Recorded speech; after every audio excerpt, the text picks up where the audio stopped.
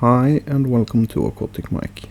Today I'm bringing you a fry development video of Hoplisoma C150. Here we've got the fry at 7 days old.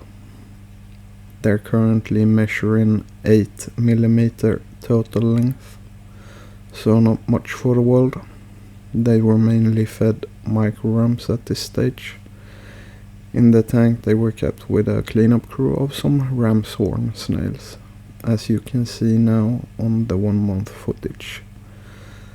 Here the fry are 1 month, and now they're measuring 1.3 centimeter standard length or 1.8 centimeter total length. And this is between 10 or 12 liter tank, measuring 30 by 20 by 20 centimeters, that is. And this is a lineage 9 fish, so a Hoplisoma, and they were in lineage 9 prior to the recent revision of the Corydoras fish as well. You can see some worms going about in the water column there as well. And these have not been given a name, they've not been scientifically described just yet. They're still just given a code. They originate from Guyana, a place where very few fish are exported from in comparison to other South American countries. They are originating from a river called Rio Masaruni, and sometimes in the trade or in fish lists from wholesalers or exporters, they may be called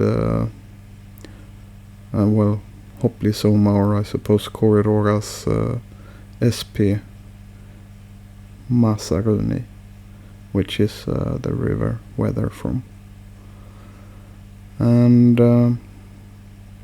other species that resembles this fish is, for example, Sipalivini, Bondi, and Copenamense. Those are also they're up from the same vicinity, like from the Guyana Shield, or whatever you call it in English, like from Suriname, Guyana, French Guyana area. They put down quite small eggs, not as many as some other species, meanwhile not as few as some others.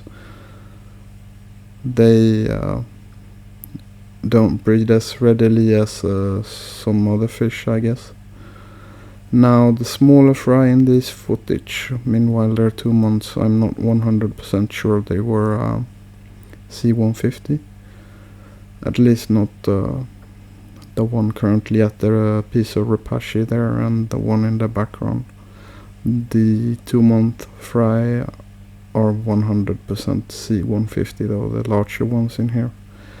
The small ones may have been C150, but I can't say with 100% certainty. And I guess you could differentiate some of the other species by this, comparing them to this by looking at the patterning,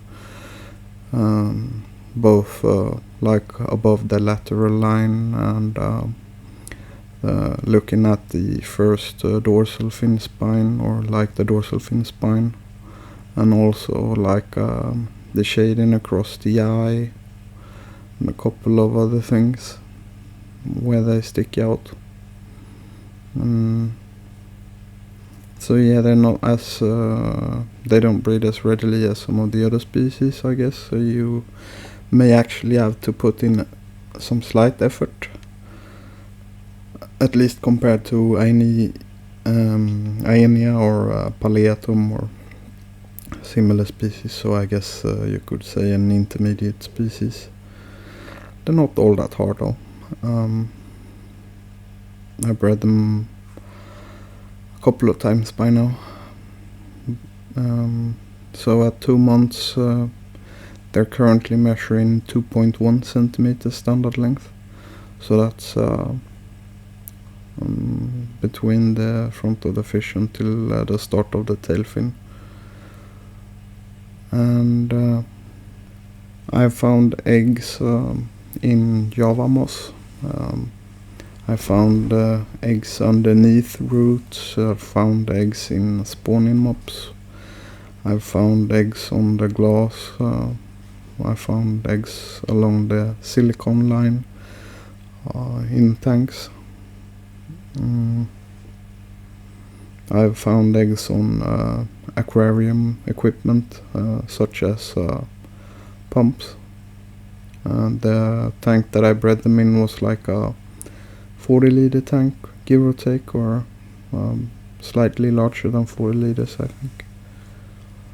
And they are quite skittish, and sadly I've found a few of my adult groups over time lying on the floor. There's a slight gap between the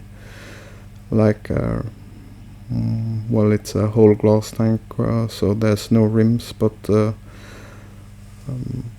there's a slight gap between the glass on top and like the backside of the aquarium. I believe all fish in the current tank is C150. There's footage from several batches of fry, I believe, and at least several tanks in this footage, but they're still in a 12-liter tank, and it's about time for me to move them round about now. But yeah, you can start seeing that or you can start telling what they're about to become. They are starting to resemble their parents or the adult fish. They were quite shy, and the pile of food that you can see in front of the tank is a pile of repashi. And despite me being very still, they're being a bit hard to get to come out and eat. But eventually they started to become slightly active, and now they'll soon be coming towards the pile to eat. I also had one fry which you could see in the footage towards the back, a small fry that was born without one eye. I don't know how common that is. It's the only one that I had, but the fish I believe to have been well, wild caught, or one of the earlier generations that I purchased. The seller claimed that they were wild caught. However, as fish aren't exported from there especially often, I don't necessarily believe that. But yeah, there's the small fry now in the front, and he's only got one eye, as you can see. But he got to live out his life, or well, his might still be alive, I don't recall. But I did not move him on, so to speak. I've included the footage of the adult fish towards the end as well. It's the same tank that I have posted a video previously of Hoplisoma C150, as they're now called, when they were spawning in that tank. Although it might look slightly different now, it's not all that different. And I filmed in an angle, so it might not be recognizable, I'm not sure. But yeah, now they're starting to come out to eat, and I'm trying to move gently so as to not spook them. But there's the one fry with one eye, and the other one in the back there that hasn't grown as quickly as looks like well, like he should.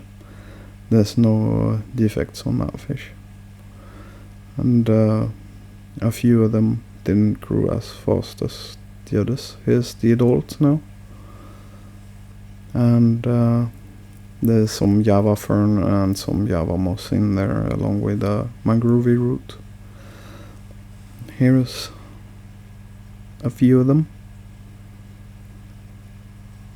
I think this kind of sums up this video. I don't have much more to inform you about regarding this species, so thank you for staying this long, and please leave a like, subscribe, share and comment, and I'll see you in the next one. Take care. Bye.